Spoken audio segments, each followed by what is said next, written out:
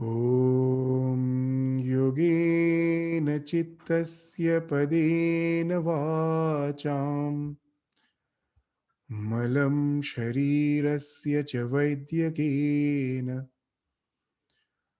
yopakarottam pravaram muninam patanjalim pranjaliranatosmi. I prostrate with folded hands before Patanjali, who benefited mankind by delivering yoga for mind, grammar for speech, and by removing impurities of the body through medicine. So, we will continue with our study of the Patanjali Yoga Sutra. In the last class, we were studying the 27th Sutra of the second chapter, which speaks of the seven indications, the seven ultimate insights that comes to a yogi who has acquired the discriminative enlightenment. That the enlightenment which has been spoken of just in the previous sutra, we have spoken of as the viveka khyati, the discrimination that I am not the body, not the mind, not the senses. I am something apart from this psychological existence. That I, who am appearing to be as if encaged, to be imprisoned in this psychophysical existence, is actually an illusion. It is just like seeing my reflection in the reservoir and taking the reflection to be real and try to embrace it, try to get identified with it. So, once we understand that I am not the reflection, I'm apart from it, and then constantly contemplation on that notion, on that pratyaya, on that thought wave, so that it becomes ekagra, ultimately leading to the dissolution of the ego, falling off of the ego. And then the process of the dissolution of the psychophysical existence ensues, leading to the ultimate kaivalya. Once the liberation happens, as long as you're in the body because of your prarabdha, because of the actions which has already started fructifying, you continue with the body. All the experiences which I was supposed to go through, I go through. The world feels that I am also just like any other being suffering or enjoying the life. But the subjective feeling, I, from the bottom of my heart, once I have went to that realization, know it for certain, there's all those feelings, all those experiences are not mine. I'm just witnessing them. Just the way we witness the panorama, all the scenes which are going on one after the other in the screen of the in the virtual world of reality, in the world of reality which is virtual, in the virtual world of reality, in the movie. So for a realized soul, the life becomes like that, just witnessing. Everything is passing, and ultimately, when ultimately all the prarabdha is exhausted, the body falls off, but then there is no return. For those who are yet to go to that discriminative enlightenment, we, because of our this accrued past actions, the resultant of the past actions, for which I have accrued the merits or demerits whatsoever, accordingly I have to come back. We are forced to come back to this world of psychophysical existence, to repeat the same phenomenon again and again by being identified with the various bodies in the different lives.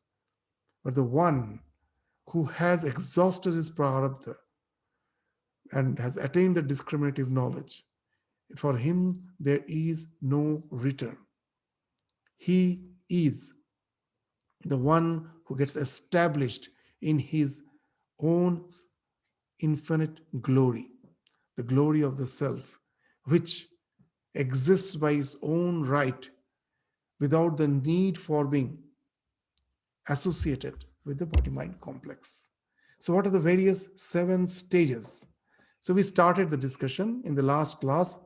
So, let us just start from the very first indication, the insight, and we will try to cover up all the seven insights which has been spoken of by Vyasa while commenting on this sutra. We will try to indicate all those seven insights, the seven stages, the seven signs that the yogi passes through once he has attained the discriminative enlightenment. And from that point till the final dissolution, what are the seven insights? The first is kritarthata, krita artha, that there is no other purpose in life. There is nothing else to be gained. In the all life, we will find that at present, we have a particular goal. Through our endeavor, we reach that goal. And then, as if we reach a plateau, the life loses its taste, its flavor. And then we are out for some another purpose. We as if never get fulfilled with the so-called this eternal chase after the worldly sensate pleasures of life.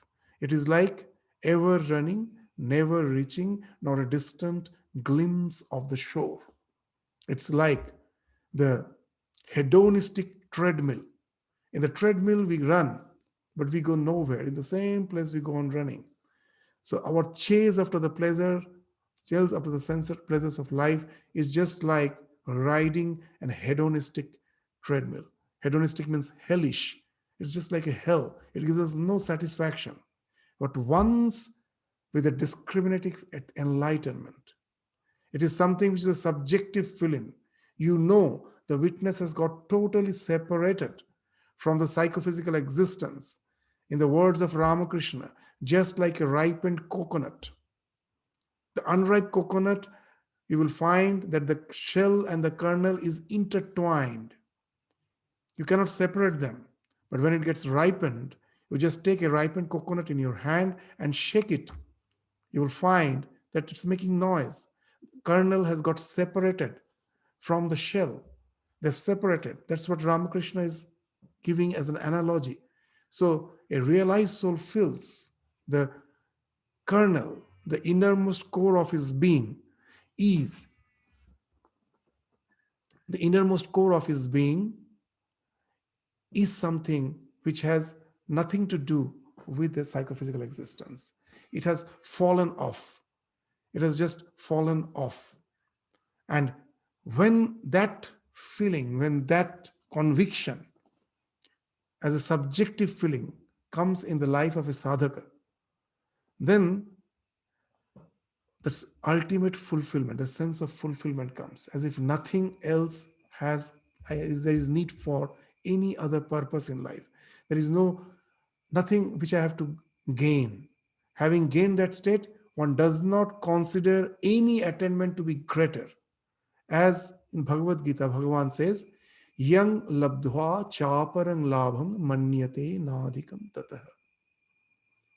That having reached that state, you will consider no other attainment to be greater than that.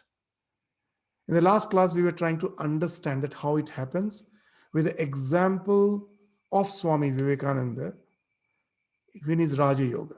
In the Raja Yoga, Swami Vivekananda is saying that how that sense of kritarthata comes, that I have attained finally the goal beyond which nothing else can be attained. Swami will let us go to that example of analogy of Swamiji, very nice example to understand kritarthata. That Swamiji is saying our mind is like a lake, and our real nature is as if like the bottom of the lake. The real nature, as in the scripture it has been spoken of, Sat Chit Ananda Swarupa. This Sat Chit Ananda Swarupata as if is the bottom of the lake. Now we find that when in a say in a swimming pool, all are just jumping, frolicking, swimming, having fun. The swimming pool is turmoil, full of waves, disturbed. You can never see the bottom. When the swimming pool is disturbed, agitated, I can never see the bottom of the swimming pool. But when no one is there, the water is calm, transparent. I can just see the bottom of the lake, bottom of the swimming pool. So Swamiji is saying our mind is something like that. Most of the time, you will find that the mind is never at peace with itself. It is constantly jumping from thought to thought with thousands of artha, thousands of purposes. Sir, that is sarvarthata. That we are never satisfied with the life to lead the life just as it is in the present moment. Constantly, the mind is agitated with the past or by the future. We never stay at present. By default, if we can stay in the present state of mind, the mind would have been very calm. But constantly, what we are doing, whenever we are free, we are relaxed. Either it's going to the past or it is going to the future. Either it is worrying about the thing which it has done. It is getting agitated by the things which it has done. It is recapitulates that, or it is anticipating what will happen to me, the concerns. And this breaks the mind constantly into waves. If we could have stopped that, what would have happened? Just the lake which is having a lot of ripples, I just the way I cannot see the bottom. Here also the agitated mind, the bottom which is Sat Chit Ananda Swarup, that is almost invisible.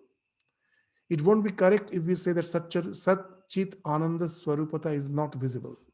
Actually, Sat Swarupata, Chit Swarupata, that's never filtered out. That's always something which we realize.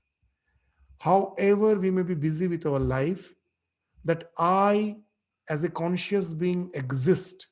Sat Swarupata, my existence, and that existence is something conscious, Chit. I'm aware, I'm constantly aware of that. Nothing, even my day to day activity, can never take away that from it, take that realization from me. But what it takes away is that Ananda Swarupata, that my soul by nature is bliss. But in life, what I see, that we have thousands of desires. Once a desire is fulfilled, for the time being, I am happy. And again, the mind becomes dissatisfied. Why it happens? Now, when the mind is breaking into the waves of thousands of waves, this Ananda Swarupata, that gets filtered out.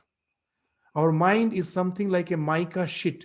In the olden days, to insulate the heat, the tropical heat in tropical countries like India, the rich men, it was not possible for the poor. The rich men, you will find if you go to the palaces of Jaipur, the window, the the window panes are actually insulated by mica sheet. Why? The mica sheet allows the light to pass through, but it will never allow the heat to come in. It insulates the heat, but allows the light. And that way, inside, in the indoors, it will be lighted but cool. So this is the filtered, what you say that this selective filtering. So here also, Sat Swarupata, Chit Swarupata, that never gets filtered. When the mind is agitated, Ananda Swarupata is getting filtered. Till I get the object of my desire, I feel dissatisfied. There is no bliss. But the moment I get it, then there's a tremendous happiness. And always I think it is the object which I was desiring for. The moment I get it, that gives me the happiness. But that's how we are deluded. The world can never give me happiness. Not a single thing in this world can give me happiness. What happens? The moment the object of desire is obtained, for the time being, the agitation of the mind has stopped. That suppose a student wants a laptop, the latest model of the laptop, The father says, if you get a good grade in the exam, I will give you as a gift a laptop. And when the student gets it, he's tremendously happy. He thinks that the laptop has given me happiness. But what has happened actually? In his mind, there was a huge wave. Constantly it was arising. And that desire was so intense, it has engulfed all other desires. That I have to get a laptop, I have to get a laptop. That became something prominent in his mind. The moment he gets the laptop, for the time being, there is no wave. All the other waves was engulfed by this, I have to get a laptop. And this also subsides for the time being. And you get the laptop, the moment is tremendously ecstatic that he or she thinks that it is the laptop which has given me the happiness. But what actually has happened? For the time being, that let go has ensued. The mind is calm. There is no wave. The Ananda Swarupa, the bliss, which is our real nature, that is percolating through your psychophysical existence. And you think that it is the object which has given me happiness. And that's how we are deluded again and again. After some time, again the mind chases after a new desire.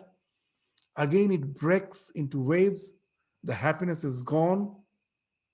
And again, I have seen that as I was in school for a long time, I always used to joke with my students that when they get the results, they have got very good marks, so happy there, just for 2 days. After on the third day, they are now going to the university for admission. And they find that in spite of the good grades, there are so many who have got the same grade. The subject of his choice to get admitted, they find that it's so difficult. It's not that easy. Again, that concern. Just for 2 days, he was happy. The concern comes. So we will find in our life, there is no such eternal happiness. One after the other, the desire comes. The young one who has yet to be married, just got a job and got married and thinks a small town hall is sufficient for me. And after a few days, you'll find that that's gone. Bigger house, bigger house. At last, in the old age, again, they have to think of curtailing down. So what is today's, what you say that luxury, tomorrow it becomes a need. Constantly we are chasing after the desire. Why? One happiness gone, has gone the bliss, that for the sometime we enjoy the bliss, a new desire comes in, because our conviction is it is the external, this all these so-called objects which gives me happiness. And we tintillate our nerves again and again by chasing after them, and our condition is just like a small child, a small infant who cries now and then, and to pacify them, something you have to put in the mouth to just to suck in, for the suckling child, suckling babe. Swamiji used to say that we may be grown up, but our condition is nothing better than the suckling this infant. That he used to say that we are all grown up babes. In his language, mustached babes. Because we may have grown physically, we may have mustache, we may have beard, we may be appearing physically very manly, but after all, we are babes in the spiritual sense. Because again and again, we need to suckle on something. We cry, and again, something has to be given.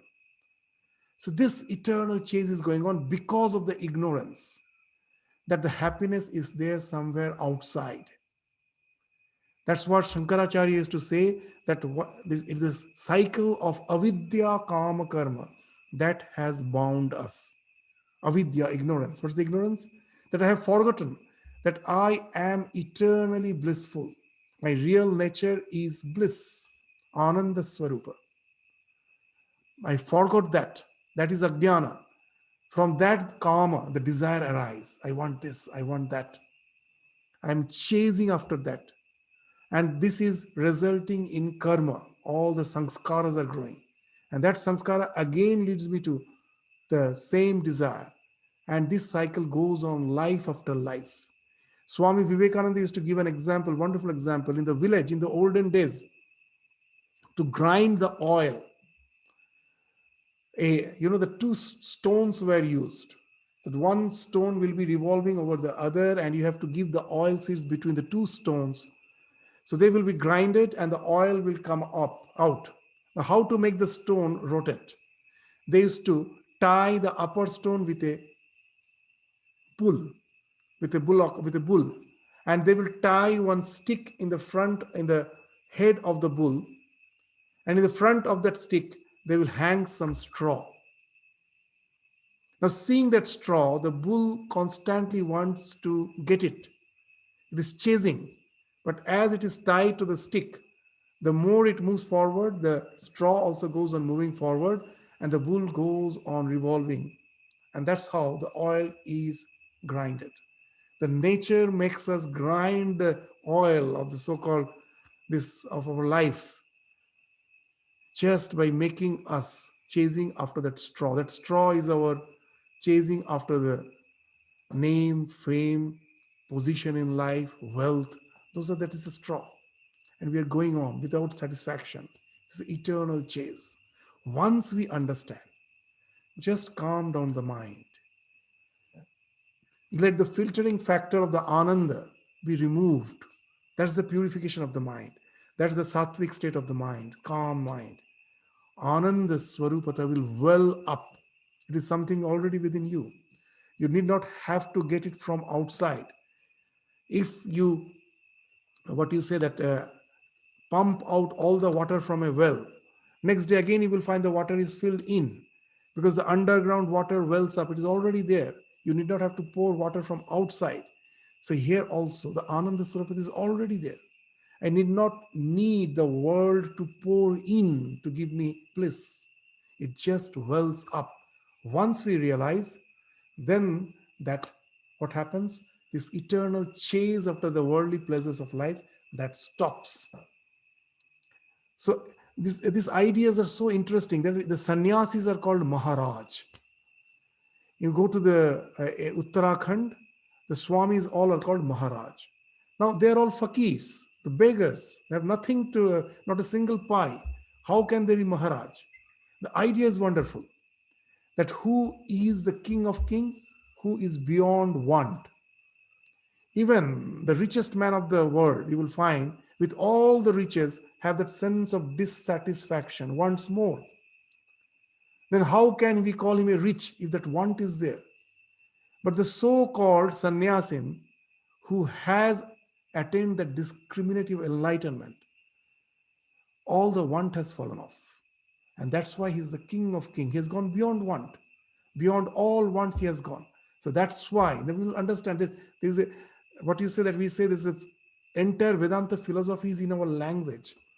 If you study the language, you will find out the philosophy behind it. That's why they're called Maharaj. So this is the idea of Kritarthata, which has been spoken of as the first insight that comes to a mind, man of discriminative enlightenment. Next is the annihilation of kleshas. As you may all remember, what are the kleshas? The five kleshas: avidya, asmita, raga, dvesha, abhinivesha.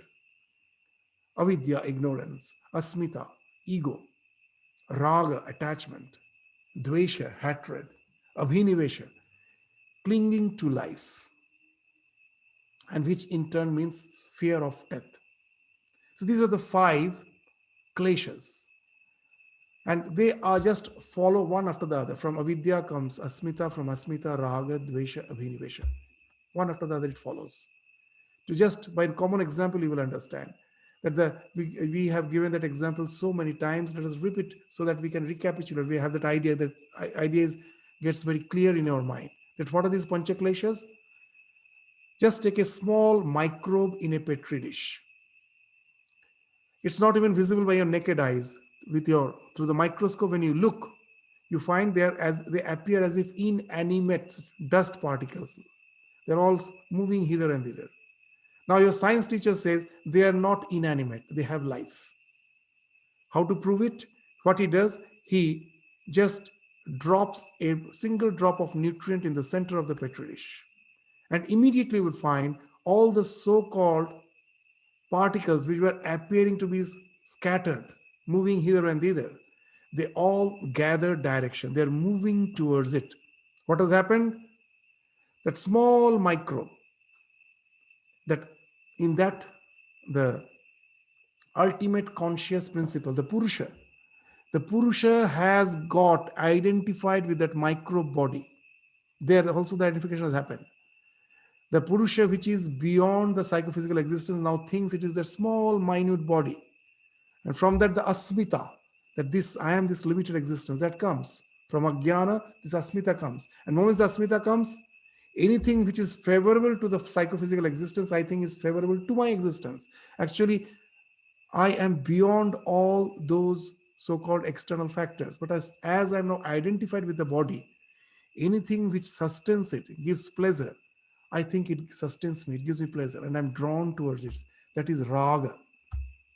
If instead of nutrient, if you just uh, put a drop of toxin, you find immediately the direction have changed. The microbes are all moving out instead of going in. That is dvesha. Anything which is going to harm my psychophysical existence, I feel that it is going to as if harm me. But in reality, nothing can harm me. But as I'm identified with it, I think it is going to harm me. And from that, the dvesha, the fight response comes. And sometimes I find that the thing which is uh, something which is not favorable for my existence can kill me. I'm so much cling to this life. Instead of fighting, I myself run away from it. That is abhinivesha. So dvesha and abhinivesha speaks of fight and flight response. Raga speaks of obsessions. That's what our life is. Our life is totally this encapsulated either by the obsessions or by the fight and flight response. But once you go to the realization, not just intellectual knowledge, realization, it happens something like subjective feeling, which gives you a conviction that I am not the body, mind, senses. Then all the kleshas falls off. To understand that, we can take the example of Swami Vivekananda. Swami Vivekananda is saying that as a parivrajak, as a wandering monk, when he was passing through the deserts of Rajasthan, he was thirsty. Now, in search of water, he was just in search of water, and suddenly he saw a huge reservoir at a distance. So now he started approaching the reservoir. The more he approached, the reservoir appeared to be receding. And at last it vanished. At one point of time, it was not there. And immediately Swami Vivekananda realized that from childhood I have read about mirage. I thought I know it. That intellectual knowledge was there. But today really I have realized what mirage is. It is no more intellectual knowledge. It has become a realization. And that results in a great transformation. What's the transformation? Next day, when again I am passing through the desert, again I am thirsty, again I see the reservoir. As I am in my body mind complex, I bound to see that uh, mirage. But today, a great difference has happened. The raga is no more there. The klesha has fallen off. How? That it cannot drag me. I know it's a mere projection. The mind and the senses is projecting the world, being in association with the Purusha. It is just a mere projection. It is in no way have the tangible reality. And this gives you a spontaneous renunciation. It cannot drag you anymore. So that's what is meant by annihilation of the kleshas. The things we like, we hate, is because I take them to be real. When the reality has fallen off, in a movie, when you're seeing a horror movie, however you may be horrified, you enjoy it because you know they're not real. So that's what happens with the realization. When realization dawns in, experiences we cannot get rid of, they will be there, but I am no more affected by them. I as if just witnessing them. There's a famous story of one of the Greek philosopher. His name was Diogenes. He always used to say that the world is a dream.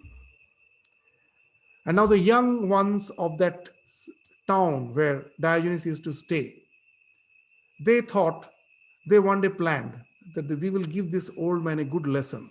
This world is a dream. Let us show him that what type of dream it is. What they did one day, they caught hold of him, tied his leg with a rope, and the other end of the rope were tied behind a chariot. And they make the chariot run through the streets. And after some distance, when they stopped, he was full of bruises, lot of cuts. And now these young ones asked, well, sir, is the world a dream? Do you feel it's a dream? The reply that Diogenes gave is wonderful.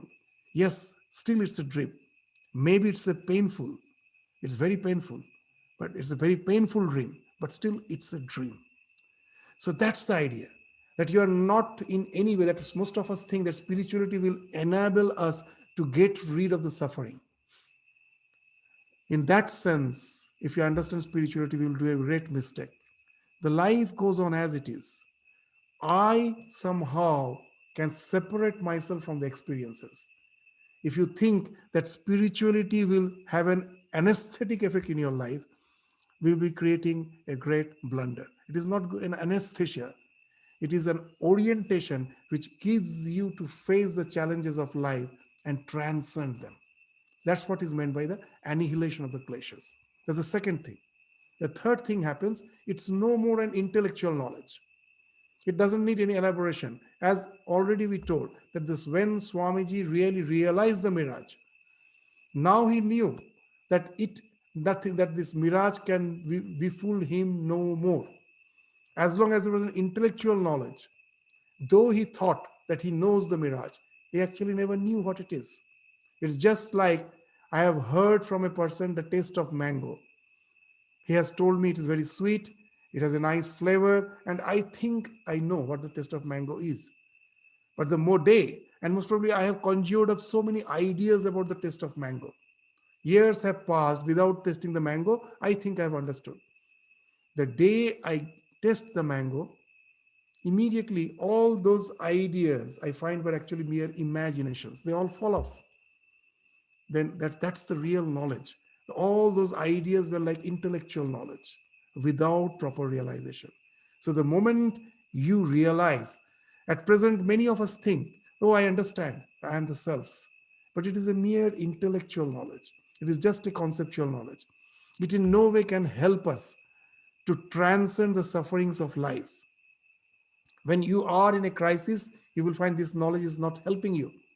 It's only the one who has went to that realization, they can separate themselves from the body. As Sri Ramakrishna always used to say, whenever someone is to ask him, sir, how are you feeling? He was suffering from the terminal throat cancer, about to die a few months back. Tremendous suffering. There was no treatment in those days. Immediately his response was, the শরীর তার দুঃখ জানে, মন তুমি আনন্দে থাকো. The body knows its suffering. Oh, the mind, be happy. And sometimes, very interesting, Ramakrishna, sometimes just to uh, follow the norms of the existing society, to hide his feelings, if anyone asks, sir, how are you? He will show his throat. Don't you see how much suffering, how much I am suffering? And one day, one young boy, he told, sir, but it looks you are in bliss. And Ramakrishna immediately with a broad smile told, this rascal has caught me red-handed. That was his reaction. That when he told that, sir, it seems that you are saying you are suffering, but it seems you are in bliss. And then he told, Shala dhore felechere, that he has caught me red-handed. So that's the state of their existence. Even Swami Turiyananda, he had lots of carbuncles on his back in his advanced age.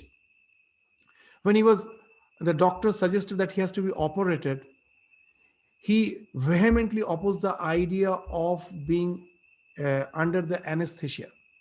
He told that no anesthesia should be applied to me. Then the surgeon told, how can we operate? Well, just before operation, tell me that after 5 minutes, we are going to operate on you. Give me some time, small time, and then you operate. And the doctors were amazed that there was no reflex working. No, he just simply separated. himself from the body. It's not that there was that he, through his realization, has created anesthesia. The pain was there, but just the way when someone else is suffering, do I feel the pain of the other person? No. Though I may sympathize, but that pain is not a subjective feeling. So for a man of realization, it becomes something like that. That body, it's suffering, it's witnessing, but it doesn't feel it is its pain. It may be tremendous, intense pain, but it doesn't feel. So there's no more intellectual knowledge. It has become something, a realization. And that gives a tremendous conviction. That's the third thing which happens. And the fourth is very important. That is called the cessation of the effort to attain proficiency in practice. No more practice, no sadhana. Spiritual life has become spontaneous. When someone is to visit Ramakrishna, and after, when the conversation was going on, at the time when in the evening time, at the time of the Vesper service, that as our general belief is, a religious person will be meditating at that time. So they will ask, Sir, do you want to be alone? Do you want to have your regular practice? And we see that Ramakrishna is in no way giving importance to that, because realization is something which is always in the background of his mind. That all the practices are no more required. Spiritual realization has brought a spontaneous state of existence where he's always that, what you say, that renunciation is spontaneous. You don't have to use his willpower. As Buddha used to say very nicely, that no one carries the raft on his shoulder after crossing the river. We use a raft to cross the river. After crossing the river, do you carry the raft on your shoulder? The purpose of the raft is done. It was there to cross you the river. Its work is over. So he will be considered as a fool who that thinks that most probably that I will need that raft. There's no more need of the raft. So that's what has been spoken of as that the cessation of the effort. So once the realization is attained, a spontaneity ensues. What you were practicing willfully now becomes a natural state of your existence. That's the fourth. The fifth, a type of let go ensues. No more clasping. Sri Ramakrishna used to give a very nice example that the lady of the house, after finishing her daily household chores, goes to have a bathe in the village pond. Now, once she leaves the house, all sense of urgencies will fall off. And you may call her, and under any pretext, she is not going to come back. That's the way Ramakrishna is saying that she was busy from the morning, whatever work was there, immediately she was taking care of all the things. But once she is out to have a dip in the village pond, now she is not going to return even if you call her. Now she's totally relaxed. Once you go to that realization, now there is no comeback. Why? What's actually, if you try to understand psychologically what has happened, that with the help of Viveka Khyati, the ego has been removed. As you remember, we constantly give that example of our personality as if like the will, where the hub of the will is our ego. The spikes are our innumerable desires. When through the Viveka Khyati, I am not the body, not the mind, not the senses, with this thought, I have got rid of my limited ego. The hub has been removed. All the spikes are bound to fall off at a time. The will cannot maintain its shape anymore. It will collapse. So first the let go ensues.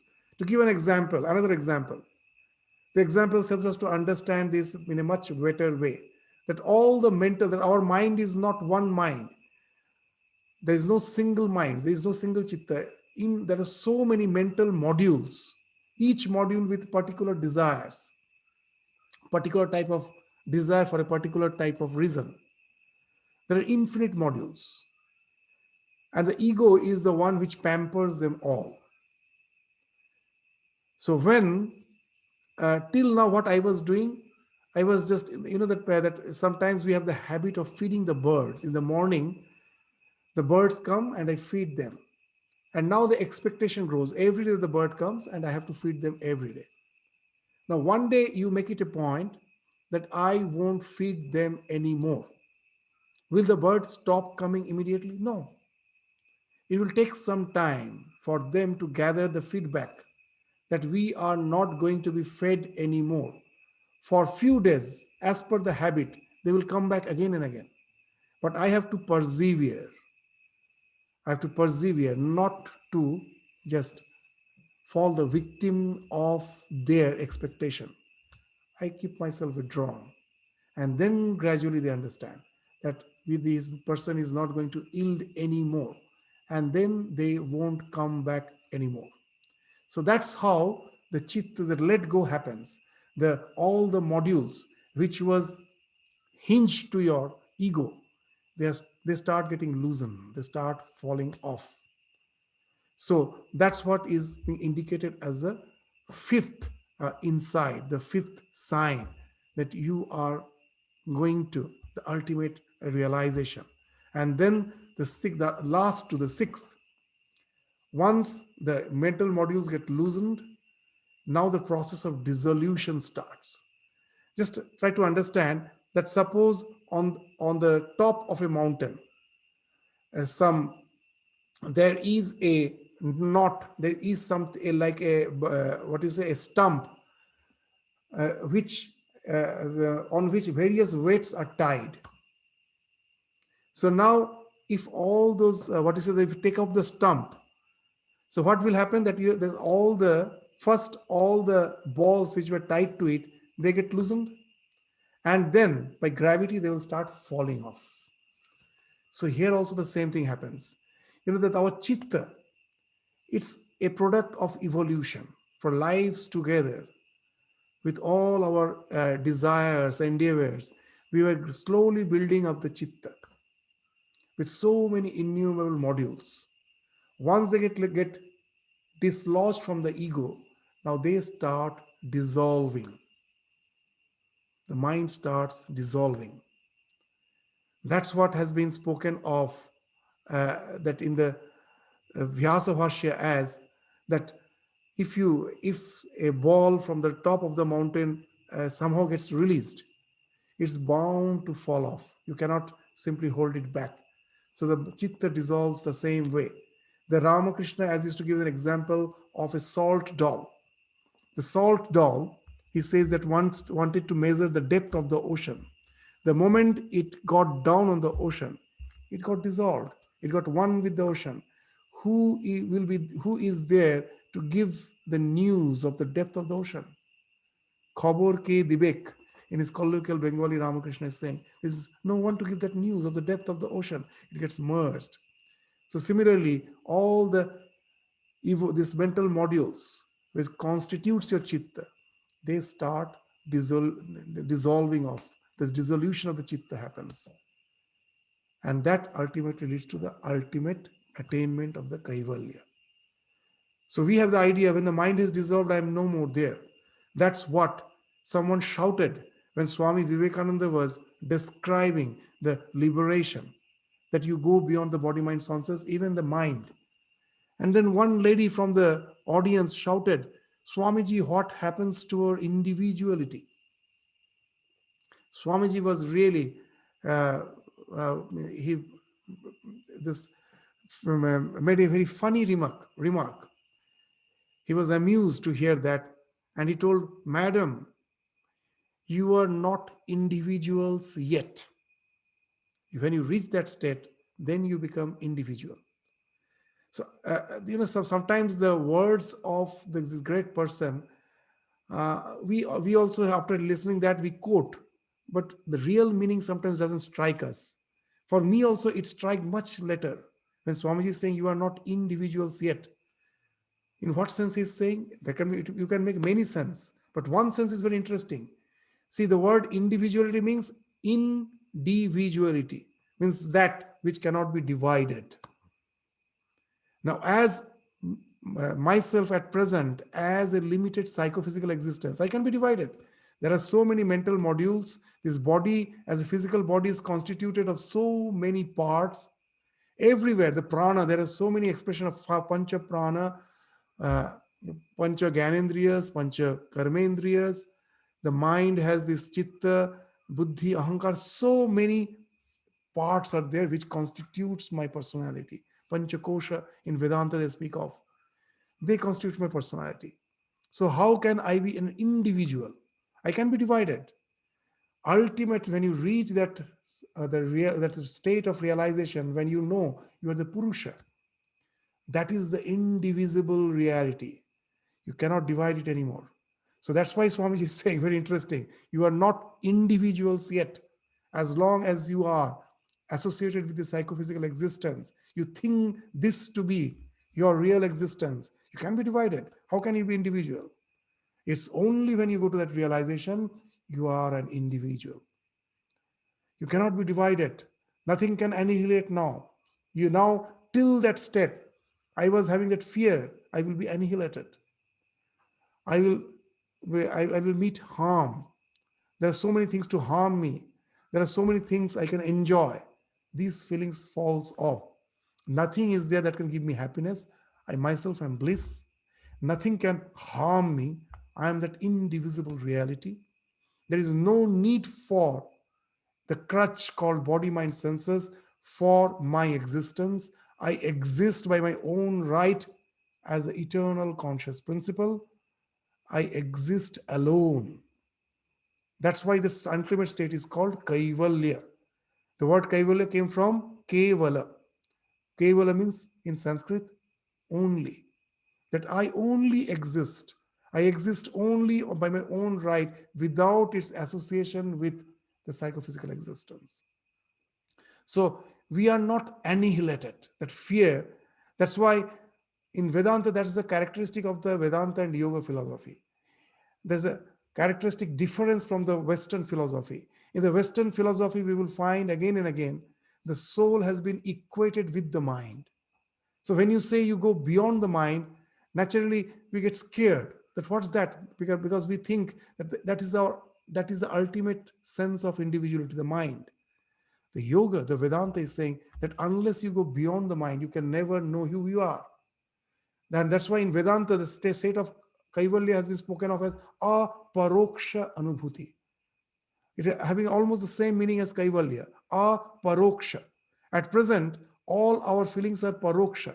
I have to use the crutch of body, mind, senses to perceive the existence of the world.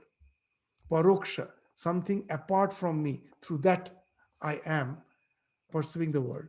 When you go to that ultimate realization, it becomes aparoksha. There is no need for anything apart from me.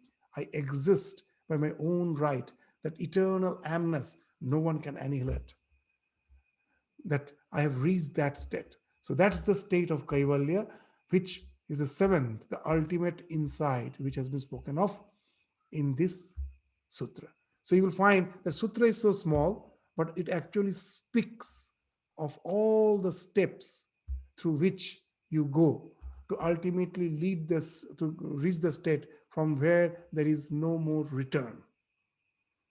You exist eternally in your own nature without having the need, the urge to come back to this physical plane of existence, which is the plane of uncertainties. We all come back with the idea we will enjoy the life. And you know that the world 99, why 99, the 10% population, no one enjoys the life. But we come back with that idea that we will enjoy the life. No one comes back with that idea that we will suffer. The real enjoyment is in that state when you are no more associated with the body mind complex and nothing can affect you. You're beyond that state. And that's the state of the Kaivalya. In the words of Shankaracharya, the man of realizations, footprints are like the footprints of a bird, flying bird. It leaves no footprint. It just flies off without leaving any footprints. So the seventh state is the state where you have taken off. When the plane was running in the runway, it was gathering speed. You know, now it is going to fly off. Still, some footmarks are there. So all the six states speaks of those, all the footmarks, the speeding up. But ultimately, when it takes off, no more foot marks. There is no, it has just taken off. So the cat, this attainment of Kaivalya is the taking off. The rocket has been launched. The Ramakrishna used to say very nicely that how long we have to take care of this body. Yes, still that realization. Once that realization happens, whether the body is or is not, it doesn't matter. And he used to give a very nice example. This, you know, that in the olden days, the Kaviraj used to, even nowadays, the Kaviraj makes medicines. Some of the medicines are prepared through the process of crystallization. What's the crystallization? That all the various liquids will be poured in a bottle, and they will keep the bottle for a few days, and after a few days they will find that all the so-called the ingredients which in the liquid form was poured in have now crystallized, and that's the medicine. But that crystallized thing is inside the bottle. How will you get it? The only way to get it, you have to break the bottle, nothing else. So Ramakrishna is saying that once the spiritual realization has crystallized, what's the use of this bottle, this body? It breaks off. It's gone. It's no more required. Till then, it is required. Till the crystallization has happened, it has a need. So we need not be scared, because that the state of dissolution is something which is even beyond our scope, beyond our purview, beyond our realization. We need not be scared. Why we get scared? It is just because we are child in the world of spirituality. A small child gets scared when the parents say, enough of this playing toys and with toys and all. You're growing up. Then he says, when I grow up, what will happen? Why? You will become a scientist. What will I do? Why in the lab, so many that for hours you will be doing experiment. Hearing that, the child says, what will happen to my toys? What will happen to my Cadbury's? Because for the child, the toy, the Cadbury is its existence. It gets scared when you say that you will become a scientist or you will become an engineer and do such and such work. That doesn't in any way make any sense to the child. Similarly, the losing of individuality doesn't make any sense to us at present. We need not bother. It is just for the knowledge. Let us know that's the final stage. But let us be quite happy that with this body, we have to continue till that ultimate real disentanglement happens. Once it happens, when we won't be in a state again, just the way a scientist can never think of enjoying the life by just having a few toys and having Cadbury's. It's his total benchmark has changed. The benchmark for happiness has changed. So here also, the more we evolve our benchmarks, the way we think of happiness, it totally changes. So there's no question of getting scared that I will be losing my individuality. Let us, with our concrete individuality, go on doing our chitta shuddhi to have that pure sattva. The things will take its own course, and that will lead to the ultimate realization. So that has been spoken of. So now after this, now the sutras which will come will speak of this eightfold practices of the yoga. So those all practices, those eightfold practices, gradually now we will take up. Most probably from the next class, this eightfold practices of the yoga, we will take up one by one. So with this, we stop our discussion. Thank you all. Just let us conclude. Namaskar, Swamiji. Thank you. Namaskar. Good night. Good night. Good night. Pranam Swamiji. Namaskar.